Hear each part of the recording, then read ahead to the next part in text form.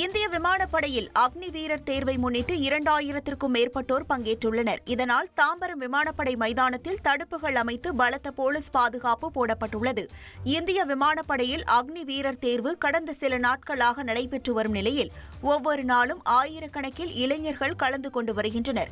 தற்போது கேரளா மற்றும் கர்நாடகா மாநிலத்தை சேர்ந்தவர்களுக்கு மட்டும் தேர்வு நடைபெறுகிறது.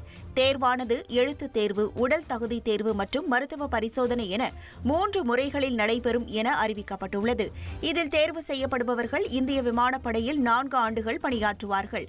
அக்னி வீரர் திட்டத்தின் கீழ் இந்த ஆண்டு சுமார் 50,000 முதல் 60,000 பேர் பணி அமர்த்தப்பட உள்ளனர். இந்த பணியாளர்களில் 25% பேர் மட்டுமே அக்னிபாத்தின் கீழ் 4 ஆண்டுகள் பணி முடிந்த பிறகு 15 ஆண்டு காலத்திற்கு தொடர்ந்து பணிபுரிய அனுமதிக்கப்படுவார்கள் என்றும் தெரிவிக்கப்பட்டுள்ளது. தாம்பரம் சேலையூர் பகுதியில் உள்ள விமானப்படை மைதானத்தில் சுமார் 2000க்கும் மேற்பட்டோர் வருகை தந்துள்ளனர். இவர்களின் அடையாள அட்டைகள், உடைமைகள் பரிசோதனைக்கு பின்பே விமானப்படை வளாகத்திற்குள் அனுமதிக்கப்படுகின்றனர்.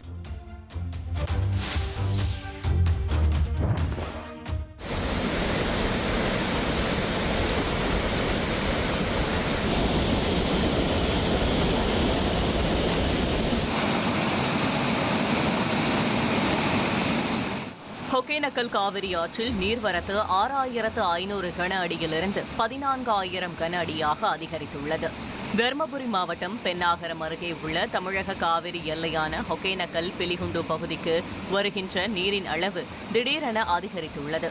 கடந்த சில நாட்களாக நீர்வரத்து 6,500 கன அடியாக இருந்த நிலையில் தமிழக காவிரி நீர்பிடிப்பு பகுதிகளில் கனமழை பெய்ததன் எதிரொலியாக வினாடிக்கு 14,000 கன அடியாக அதிகரித்துள்ளது. இதனால் விவசாயிகள் மகிழ்ச்சி அடைந்துள்ளனர்.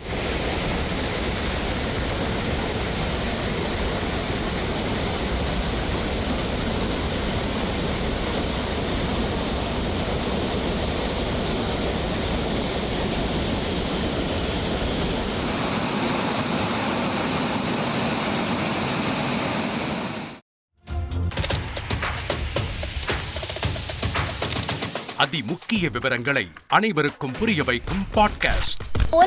தவிர்க்க முடியாத முதல் மக்கள் வளைகுடா நாடுகள் பிரான்சிஸுக்கு பிரியா சம்பவங்களை தேடி களத்திற்கே உங்களை அழைத்துச் செல்லும் ஸ்பாட்லைட்.